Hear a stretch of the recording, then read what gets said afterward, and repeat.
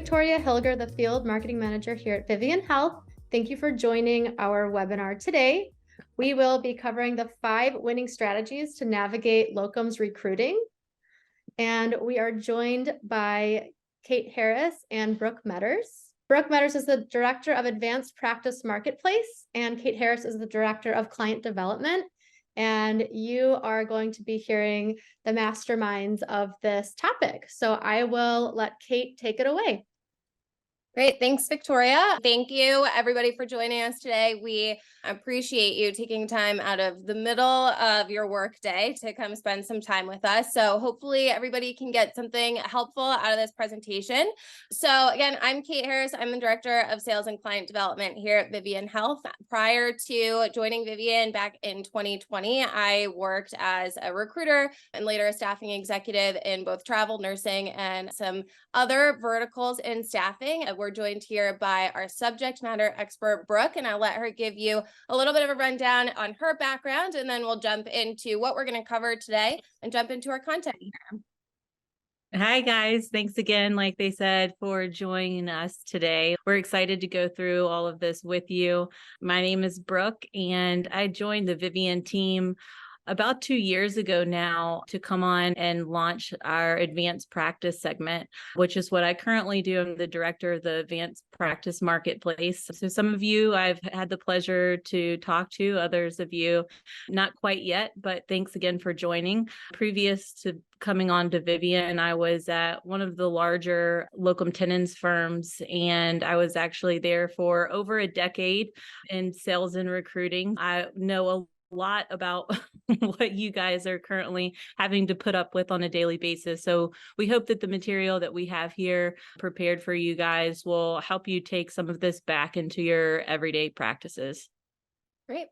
So today we're going to be covering a couple of topics. The first is we're going to give a brief overview of the historic locum tenens and advanced practice employment segment. We're also going to take a quick peek at the current state of the market segment, and we're going to take a look at some projections for growth amongst advanced practice professions. We're also going to discuss some of the top challenges, not only in locums recruiting, but truly in all of healthcare recruiting. We're going to discuss how to avoid some of the more common recruiter pitfalls that I and Brooke and everybody on here, I'm sure, has been guilty of falling into.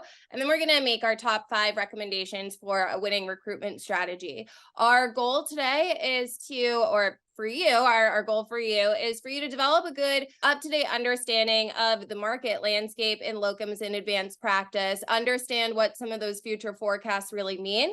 We're going to help you learn how to identify, anticipate, and address some of the more common roadblocks that get in the way of successful locums recruitment. And then we're going to help you identify opportunities for systemic improvement, both at your organizational and individual recruiter level, to help level up your recruiting practices and ensure that your organization is really engaged in driving this segment forward and serving your clinicians to the very best of your ability. So to jump in, Brooke's going to take us through a couple of statistics regarding the locums market. Now, to kick this off, I'm sure that some of these graphs are going to look extremely familiar to many of you, and we understand that you've seen this information before, but what we really want to iterate today to you and drive home is that your managers, your leadership, your organization is not handing you material about the market just for you to read and forget about. There are direct applications for this kind of information. So, Brooke, you want to kick us off with some of the tactical info here, and then later on in the presentation, we'll discuss how you can use this to become a more effective recruiter. Yeah, absolutely. So as Kate mentioned, I'm sure some of this is not exactly new to you, but if you are like I was, a lot of this information that was provided to me, I didn't really take to the full advantage until I was later in my career. So we wanted to set the framework and really talk more so about the healthcare market as a whole and how that kind of leads to why there's a locum tenens market in general. So basically the healthcare market as a whole, there's a couple of driving factors that are causing a disruption in our supply and demand. One of them is the growing population that we have. So the Census Bureau expects us to add an additional 100 million people by the year 2050, which is insane. And you can see that is just constant. We're growing rapidly. And we're also amongst an aging population. So by the year 2034, there will be more people over the age of 65 than children under the age of 17. We also have to hit on our health status with chronic illnesses. The CDC states that 6 in 10 US adults have at least one chronic medical condition, and 4 out of 10 have 2 or more. So as you can see, some of those elements there are pushing more and more patients that are needing care. Now, you couple that with the fact that we have aging providers as a part of that population. Many of them are at or near or even past retirement age, and they're looking to hang up their stethoscopes and enjoy their golden years.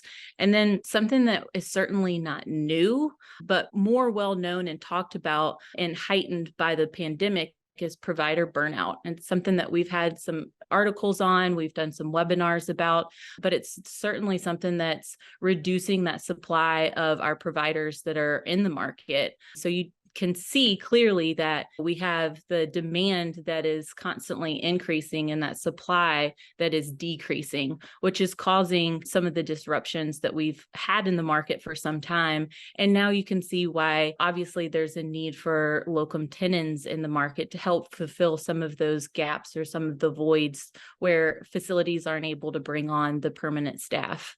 One thing that some organizations have done more recently is actually develop models of care which are to improve patient access and convenience.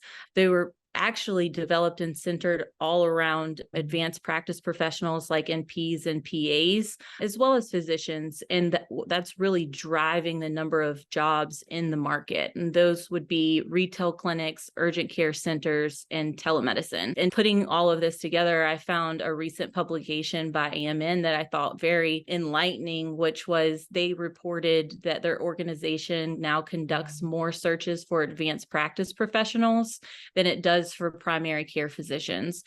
So these organizations are trying to combat some of the issues that we have with supply and demand with other types that are not as traditional care that lean more towards the convenience for the patients. Thanks, Brooke. And when we look ahead in the market, we see a couple of things. So the first is this statistic right here on the bottom left, which is nurse practitioner anticipated and projected growth rate over the next 10 years, and then physician assistant projected growth rate at 38% and 27%, respectively. It's important to recognize that those numbers are really high on their own, but they are far and above what the anticipated growth rate is across virtually almost any other industrial segment that you can think of, or professional or clinical segment that you can think of. And to couple that, over here on the right-hand side, you see this data presented by SIA. And what this data is showing us is the volatility and the lability, so the up and down of the travel nursing and the travel allied market that we all are very familiar with and experienced over the last couple of years. Now, importantly, while we do see a drop in the anticipated employment revenue in this segment between this year and 2024, you can see that it's one of the only segments that doesn't go into the negatives. And so when your managers, who I'm sure are telling you this, are saying, listen, it might not be the crazy highs and the very challenging lows that you would see as being a recruiter in travel nursing or travel allied, and to a certain degree also per diem nursing. But there is a level of sustainability, of reliability in this segment that's going to benefit you both as an individual recruiter, and as a business. And so that's why Brooke and I are ultimately here, because we do believe in the longevity of this segment. We believe that you can build your business around how sustainable and reliable this segment tends to be. But because the available market share is lower than that of travel nursing and travel allied, it's really important that you stand out from the competition and that you're doing your work with pride and bringing your best foot forward. So let's jump into some of the common challenges in healthcare recruiting. So the first one, I'm going to kick us off. Brooke's going to take us through the last three, is the shortage of qualified candidates. And Brooke obviously already referenced this. We know that there's a shortage of qualified candidates. We know that even in areas where there's not a shortage of qualified candidates, chances are there's a hospital next door or in the next county or in the next state that is struggling to find staff. We know that the staffing shortage isn't going anywhere, but what we also can recognize is that previous solutions to address the staffing shortages in clinical settings really are not adequate. So you're already up against that. And so Brooke's going to tell you what what else you're up against. And I'm sure that these are going to sound familiar to you all. Exactly. Thanks, Kate. Just to add in there, not only do we have that demand for services, but also for specialized skills in certain specialties, which creates even more of a burden there with the shortage of qualified candidates. Jumping into number 2, that competition amongst healthcare and facilities. Everyone, I think, on this call knows that competition is fierce in this industry as a whole. Everyone is essentially going after the same pool of candidates. And what makes matters worse a lot of times is that the larger health systems and the larger agencies who may have the means actually drive the rates by offering higher rates and better benefits or more perks to the candidates that they're making offers to. And so essentially this makes it a lot harder on the smaller facilities and agencies, smaller agencies to compete with, which makes everything more difficult and more challenging.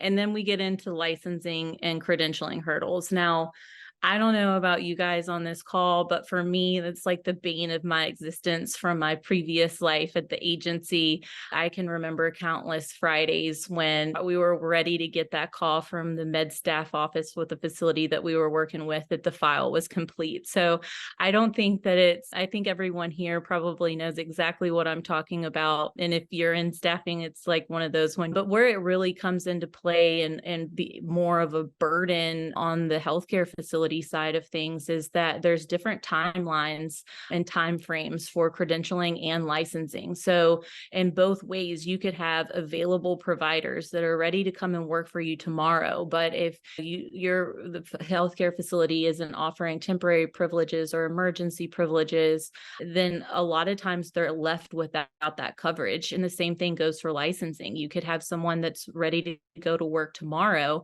but unfortunately, if they're not licensed in that state, that could be a delay of a week, 2 weeks, maybe 2 months, 4 months, depending on how long the licensing timeframe is for that specific state. So it increases again a lot of burden on those healthcare facilities to get the coverage that they need. And then 4th, managing schedule gaps and burnout. So back in my day, I'll say it again, I always would tell my account managers, and I lived by this myself, to become a scheduling master. And I don't envy anyone if you're sitting at a healthcare facility who has to deal with the schedule. It's almost like putting together a puzzle blindfolded, is the way that I would like to describe it. So I know that there's a lot of difficulties when you're working with staff and their availability, and then you have gaps that you have to fill. Some facilities decide at that moment they're going to bring on locums. Others may bring in some of their pool that they have or PRN providers to come on and help out, but it doesn't necessarily mean that they're available for those dates that the facility needs. And so there's a lot of shifting around that has to be done. And sometimes there's days that aren't covered.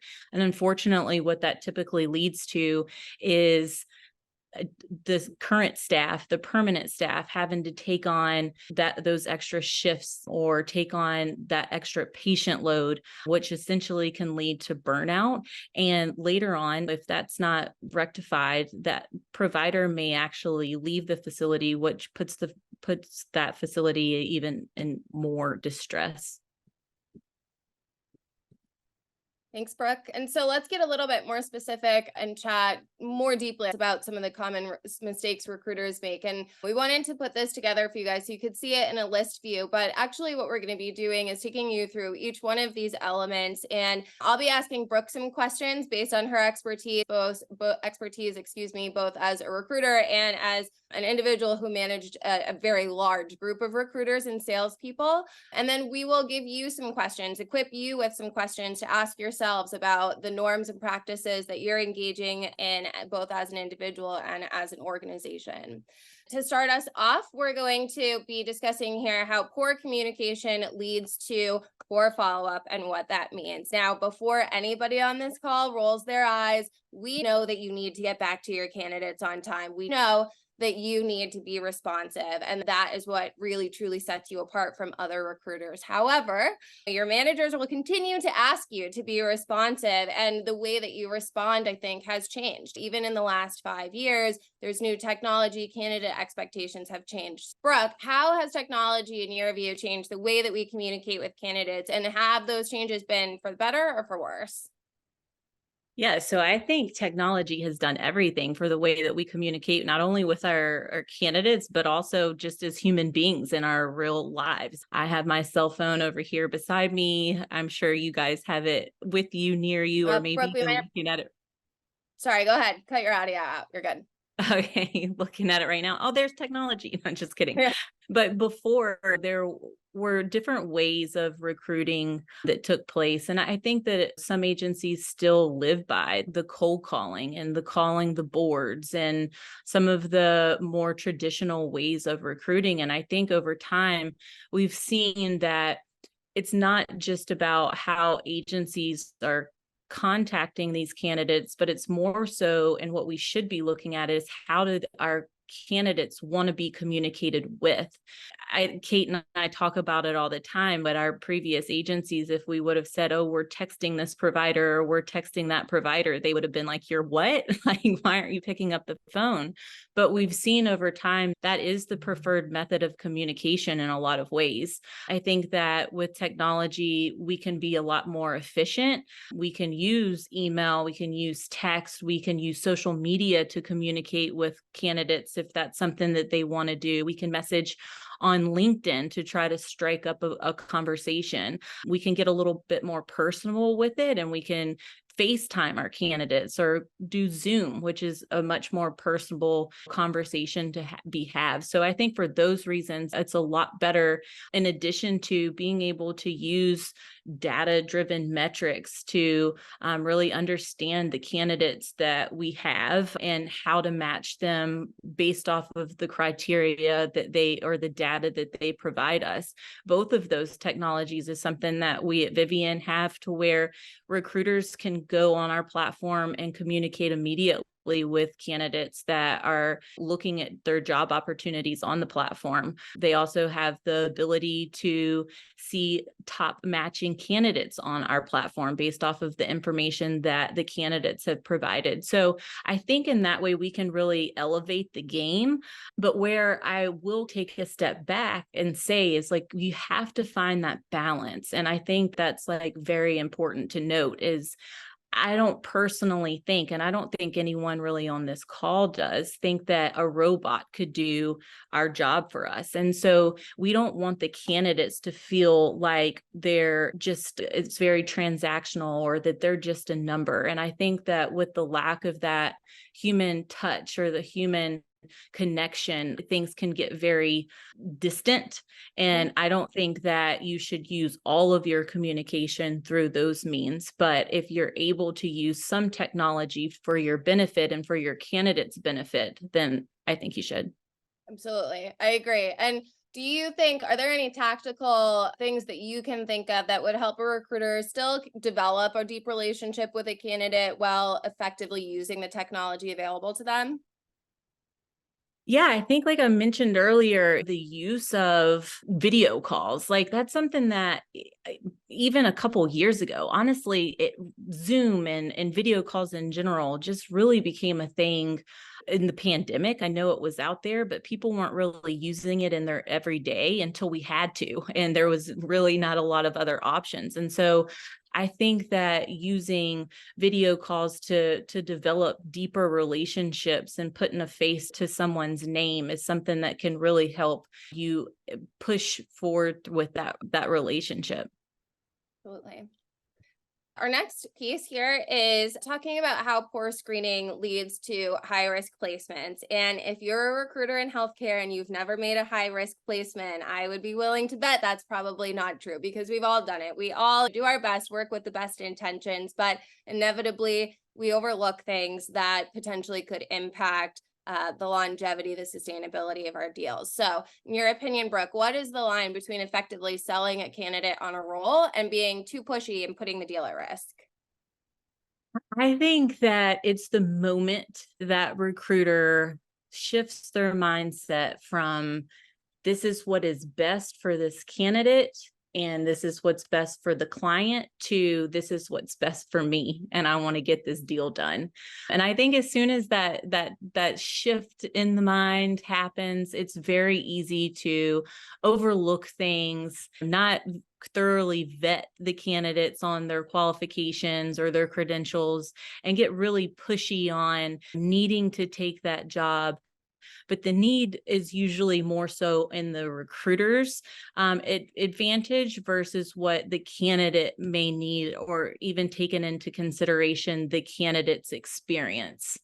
Sure. And so what are some things that recruiters can do to make sure that they're identifying the red flags and then also addressing them? Because historically, for my own personal experience, it can be getting uncomfortable to address those flags. Oftentimes you might see the flag and you know that it's going to be a challenging conversation, but you're spread whittling away from your commission statements. You see that candidate off in the distance with their next recruiter and it gets scary. So how can recruiters make sure that they are being honest with themselves in the recruiting experience and not letting these flags really work to their detriment? Yeah, I think you hit on a couple of good points there. With sometimes you get that feeling like something's not right. You just keep on pushing past it. I think asking questions is one of the most important things that you can do, and digging deeper on anything that you may, as a recruiter, especially once you've been doing it for a while, when something doesn't quite sound right or something is a little off, it's just a matter of, do you push past it and not really address it, or do you dive in? And I think most everyone on this call who's ever had an assignment can tell you, or an assignment go wrong, because I think, I know Kate and I certainly have. I think digging into it earlier, the earlier you can, the better. There are certainly different things along the way of recruiting, whether it's you're talking to a candidate and you're trying to feel out if they're just shopping around and they're not really ready to make a move. There's definitely questions that you can drill in to see if they were to get an offer, would they be able to commit to something?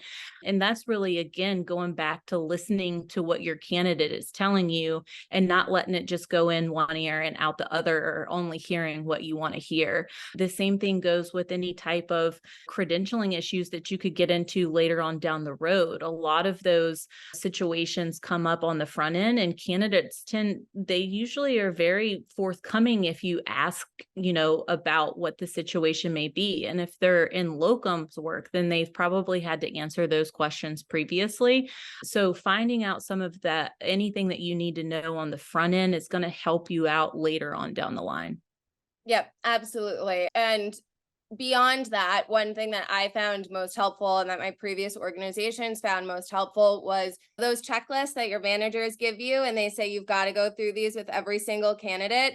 Those don't exist to make our lives more challenging as recruiters. Those are designed to hone in on common red flags that come up frequently with this population of candidates. And we had tenured recruiters with 15, 20, 25 years of experience. And one of the reasons why they were so consistent was because even after all of that time in the industry, getting to become really a subject matter expert, they still were committed to going through those checklists multiple times, because they knew that it's the human element that leads to mistakes. It's our own personal conscious and unconscious biases about what we want, what our intentions are, about what we perceive the candidate to be capable of, who we perceive the candidate to be. Those are all pieces that those checklists are designed to address, because naturally we don't go to those places on our own quite often. So highly recommend, if your organization doesn't have some kind of checklist in place, both at the beginning of the hiring process, so when you're first taking in a candidate, and all the way until the candidate is going to their next day, make sure that there's repetitive questions that are addressing those common flags, and make sure that even your most successful and your most reliable recruiters are following that process. Because when the market tightens, when the market becomes more challenging, consistency is really what sets organizations above one another. Yeah, and just to add on there real quickly too, your candidates at the end of the day are going to appreciate that, because if it's something that could have been addressed earlier on and it wasn't brought up, like, your candidate actually will appreciate it in the long run. If you're not wasting their time, they're not wasting your time. or you can reposition them into looking at another job that might have different types of requirements. It's definitely something that you can catch on the front end for the most part.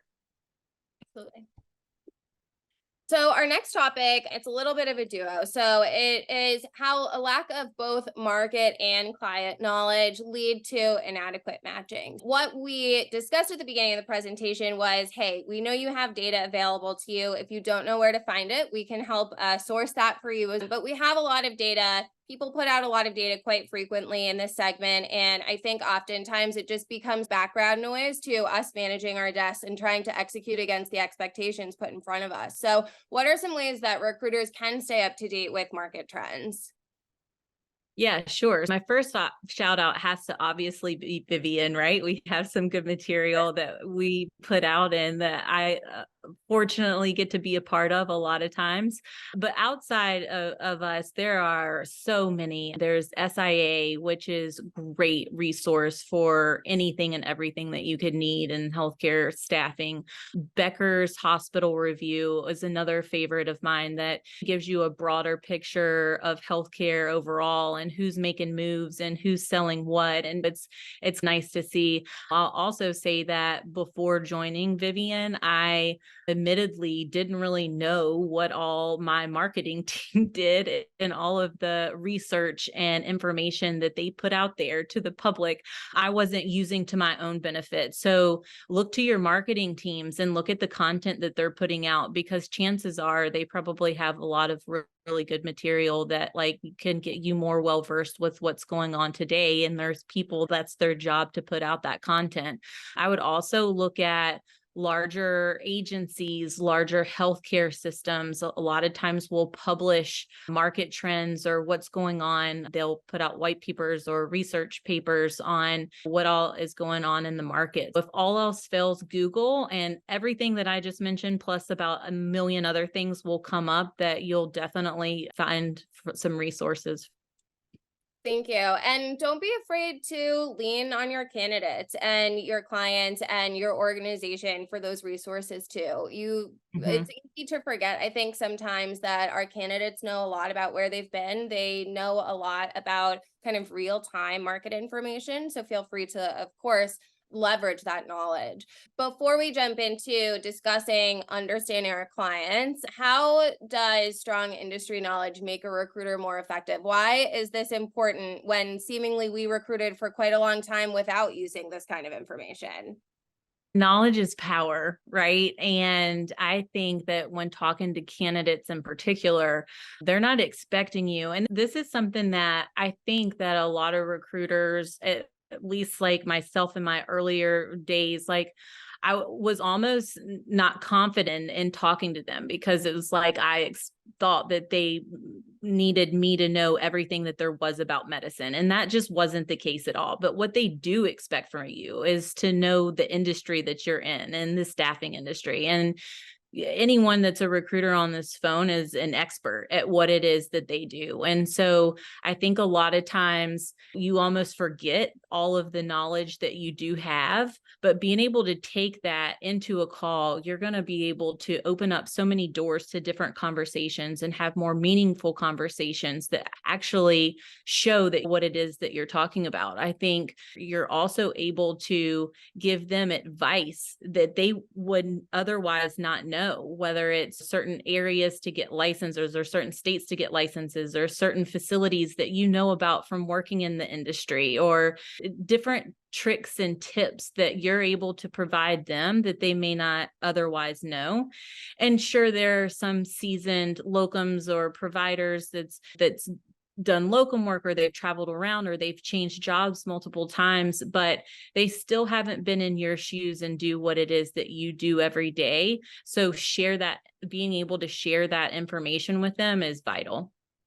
Definitely. And I think it's equally important that recruiters and talent acquisition professionals not working for agencies are also knowledgeable about the market. As we mentioned at the beginning of the presentation, not only is the competition fierce between facilities and each other and between agencies and each other, but it's also competitive between agencies and facilities and direct healthcare systems. And so it's really essential that if you have a candidate coming to your organization, potentially making a a permanent career move, they need to trust that your talent acquisition team, that your recruitment team understands the market that they are operating their career search under. They need you to acknowledge that the rates are going to be more competitive in certain places and less competitive in others. Your recruiters, your talent acquisition team needs to be able to guide candidates on, here we have this clinical opening, but we anticipate that our needs are going to grow because we have seasonality in this area. And so we have an increased census every fall and every winter.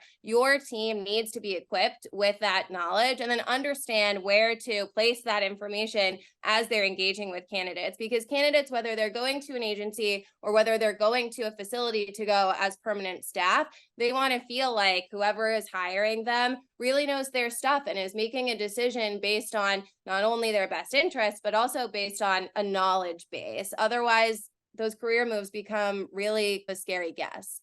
To follow that up, Brooke, why is it important for recruiters to know about their specific clients before they engage with candidates?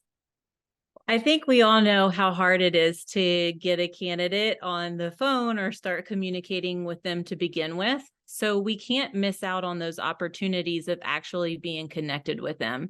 And the more information that you're able to carry to that conversation, the more beneficial that's going to be. Sure, you can go and ask questions after you get off the phone, but who's to say that you're going to be able to get that candidate and talk to them again? So you don't want to miss out on opportunities before you're able to talk to them. I think that come into the call with the knowledge of what jobs it is that you have and fully understanding those jobs, not just what state they're in and not just what days of the week that they may be or what the patient volume looks like, but a bigger picture of the client as a whole so that the provider can feel comfortable with making a decision on whether they want to go to work there or not. And sometimes those conversations happen very quickly.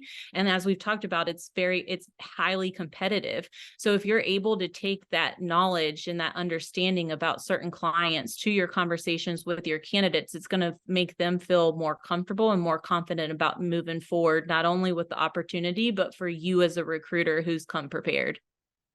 Yes, thank you. And don't forget, everyone, too, that as technology in hiring evolves and technology in general evolves, candidates are becoming, and so information that 10 years ago, maybe only a recruiter knew and they held it tight in their knowledge base is now it's pretty likely that knowledge is now available somewhere on the internet, right? Take American Hospital Directory, for example. If a candidate is asking you about your clients, they can just as easily go and Google how many beds that hospital has, what the trauma level is. But what those resources are not going to tell candidates is how reliant are they on contract work? When was the last time that this place went on strike? Really, do they stick to the ratios, or are the ratios on AHD inaccurate? And that's not actually what the experience of clinicians that have worked there. Those are pieces of information that you should be, to the last bullet rather on this slide, that you as a recruiter should be obtaining from your existing clients. You should be chatting with your account executives if you're not running a full desk. You should be familiarizing yourself using those online resources, but more importantly, really internalizing the information that your on-contract candidates are giving you. They are going to be the best resource to give you an idea of what reality is like at your clients. And if you're doing your job, your goal should be not to make matches that look good on paper, but make matches that you genuinely believe are going to be sustainable and positive experiences for your candidates. And that starts with you knowing more about the facilities than what the candidates can find out there on their own.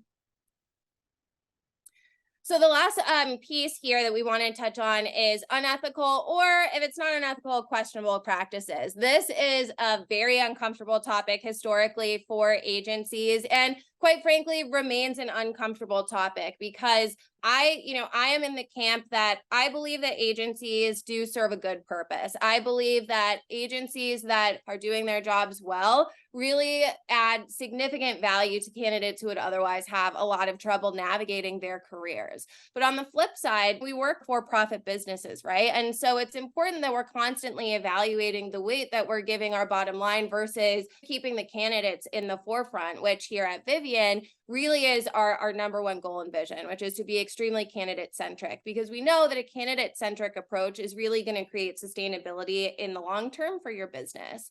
So we've put together some questions that we challenge you to ask yourselves, to ask your leaders, to evaluate whether or not what you're doing today in your norms and practices within your organization are truly in the best interest of the candidate. And we want to make sure that we aren't getting stuck in some of the archaic practices that have evolved quite quickly as employment best practices have come to the forefront, particularly in healthcare, particularly through the pandemic. So the first here is, do your leaders emphasize a candidate-centric approach to recruiting? I can tell you right now, and I can almost guarantee it, if your organization is not thinking about the candidate first, you are not going to be able to stay competitive in this market. Candidates are expecting a positive experience, they're expecting a professional experience, and they are expecting advocates who are working in their corner. So it's really important that you are keeping whatever the candidate experience is really at of central focus in your business as you're evaluating the way that you use technology, the way that your recruiters are putting together deals, the way that your AEs are managing your clients. Secondly, we want to ask you, do recruiters feel like they can question your business practices or norms in a constructive way without worrying about retaliation? This is an incredibly scary bullet point. I know that as a recruiter, there's absolutely no way that I would have challenged anything that my organizations did, because I first and foremost didn't know any better. But secondly, I was nervous about it. How do I weigh my paycheck with this candidate? And when you think about it too hard, you realize that you have no other choice but to think of the candidate, or you're not acting in good faith. And then, do your recruiters believe that transparent pay, first and foremost, is essential to the longevity of your organization and is beneficial to your organization long term? There has been a lot of talk in the last couple of years around pay transparency. We at Vivian require pay transparency. We were one of the first job boards to do. And it wasn't just because we wanted to make sure that the candidates knew how much money they were going to make when they applied to jobs.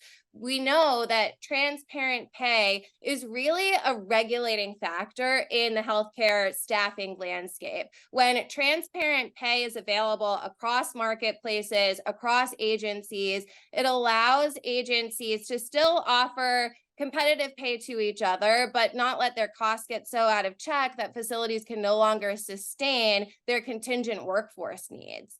And then finally, this last bullet, which feels maybe like the most boring, but is important, is, does your organization, including your recruiters, have a clear and correct understanding of compensation and compliance laws? Now, I didn't ask this question, and Brooke might have furrowed her brow at me when I put this question on here, because if there's anything that any of us as recruiters probably don't want to listen to, it's compliance. But it's really important that even if your recruiters never talk about compensation law, even if they never talk about workers' rights, even if they don't ever talk about, what the policies are at the state or federal level, it's really important that your recruiters understand the constraints that are setting the foundation for their recruiting practices, right?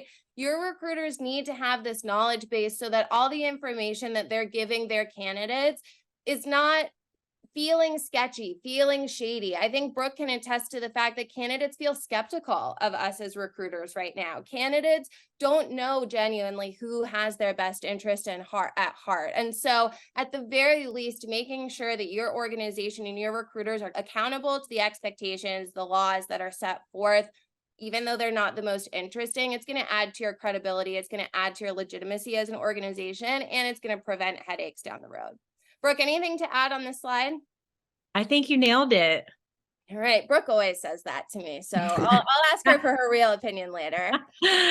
So let's jump into some of our top 5 strategies, and we'll share these with you all afterwards, but we hope that these help, and these are the ones that resonated really the most with us. So Brooke's going to kick us off here.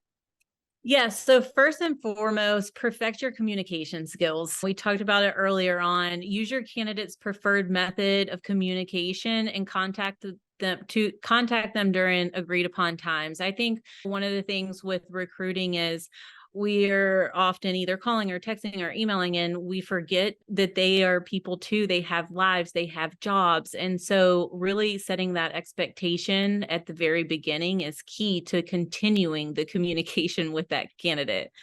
Commit to responding to your candidates quickly and accurately. I can't stress enough that urgency means everything in this recruiting game that we live. We've talked about the competition. You guys know about the competition. It could be moments from a candidate reaching out to you and reaching out to 2 or 3 other recruiters, and they may go with the first recruiter who gets back to them if they have a job for them. So you have to remember to be responsive quickly and as fast as possible.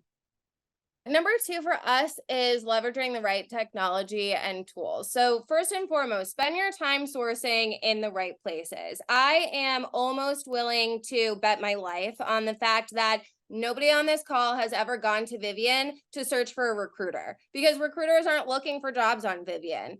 Just like you wouldn't really want to go to a LinkedIn, for example, necessarily to find a floor nurse. We know that LinkedIn is much better suited for interim director level clinical positions. So make sure that you are looking for candidates where candidates are looking for jobs. Listen to your candidates, ask what resources they're using, go and use those resources, but make sure that you're not spending too much time in some of those big label products or marketplaces that maybe are not tailored to your needs. Secondly, and this is my most favorite and least favorite, commit to using your CRM or your ATS properly. Brooke will tell you that I still to this day am bad at updating Salesforce. Here I am managing a team that uses Salesforce, and it's still a daily struggle for me personally. But I remember distinctly that my best and most fulfilling and most effective times as a recruiter were when I was using my instance of Bullhorn or my instance of Salesforce the way that it was intended to be used. And I said this to Brooke earlier today. Looking back, I would have rather had 30 to 40 candidates on contract and had my desk organized perfectly than the 50 that I had on contract with the absolute fire that I walked into on my desktop every morning, because it becomes incredibly stressful. Your ability to stay organized really directly impacts how effective you can be, especially as we are in the middle of this shift towards a very technology-centric hiring practice as a whole. And then finally, at the organizational level, recognize that your tech stack needs to evolve as candidate sentiments change. So like we mentioned earlier, and I've said this maybe on every demo I've ever done with Vivian, I'm proud to say that I made 200 cold calls every single day of my recruiting career, never missed 200 cold calls. I think that there are folks that look at me now when I say that, and they're like, that's absolutely insane. But if you had asked me at that time to use a tool like Vivian, I would have said, absolutely not. It's going to get in the way of my workflow. It's going to be too much to adopt. And I can just pick up the phone and catch these people when they're walking down the street doing their groceries. They're on their lunch break. That's not really the case anymore, right? Candidates are becoming tech savvier. So you've got to match those skills. You've got to go meet the candidates where they are. Brooke? Become an industry expert. We spoke to it earlier. We can't reiterate this enough. Remember that your candidates are clinical experts, but look to you for their career guidance. So when you're talking to them, be prepared. Come prepared to every conversation with as much information as you can possibly deliver to them in that initial conversation that you're having with them, so that they can look to you and you can build trust with them. Our fourth tip, of course, is nurturing your relationships. And the phrase that I keep in my head is a mismatched timeline equals your future pipeline. So those not right now candidates are exactly that. They're not right now. When we work in a world of technology where things do feel highly transactional, it can feel much easier to leave a candidate who's not ready behind, because now you're getting access to candidates much more quickly than you were 5 or 10 years ago, right? But those previous candidates who aren't available right now, chances are they're going to be available in the future. My very best friend was a travel nurse who I harassed for 6 months before she took her first assignment with me. And 10 years later, we're still best friends. And she said the other day, you're the only one that texted me once and then called me and then texted me a month later. And I stuck with you because you were consistent. And then even if those candidates don't intend to take an assignment with you, maybe they're going perm, maybe they're retiring, to Brooke's point earlier in the presentation, regardless, clinicians know clinicians, and referrals are always the closest to the dollar. They're the best chance that you have of placing someone. Don't be afraid to nurture what we would consider quote unquote stale candidates for those referrals. If they trust you, if they think that you're engaging, they're highly likely to send people your way who are interested in taking a locums or an interim advanced practice role. Exactly. And lastly, hold yourself accountable. I think it's so important sometimes to just look in the mirror and look at ways that you can improve, both for yourself and growth for your career, but also for your candidates and your clients that you're working with. Avoid cutting corners to make a placement. Don't just throw something against the wall to see if it sticks. Don't overlook the red flags for the sake of making a deal. Understand that these candidates have lives, that these clients, they need desperately these providers that you're working with. And if there's something that you can do as a recruiter who's opening up their little mini business every single day can do to avoid some of those common mistakes that are made at the very beginning, you should. So just make sure that you're holding yourself accountable every day. Thank you, ladies. That was great. So the question from the audience is, what about compact state licensing and credentialing by proxy? Your opinion on how this will affect recruiting? Brooke's favorite topic is licensing and credentialing, so I might let her take that one. I think just one important piece to know about just compliance and licensing in general is that, and we've all experienced this, no matter what the paper says, always anticipate a hiccup. Whether you have an RN with a compact license, whether you've got an NP who has privileges all across the country, you should anticipate that there's going to be some hiccup somewhere. Expect that things are not going to go perfectly, and chances are they will, but I'll let Brooke speak specifically to licensing for this segment. Yeah, no, I think anytime that we can expedite the process, like as recruiters, we should be talking to our candidates to get as many licenses as they are willing to get. And so any type of, whether it's compact licenses, FCVS, whatever the case may be, that's going to help expedite those licensing quicker. Not only will it help the facilities get candidates to them or providers to see those patients more quickly, but it also generates more opportunities for you to talk to your candidates about. Thank you for joining us today. Thanks Thanks everyone. everybody.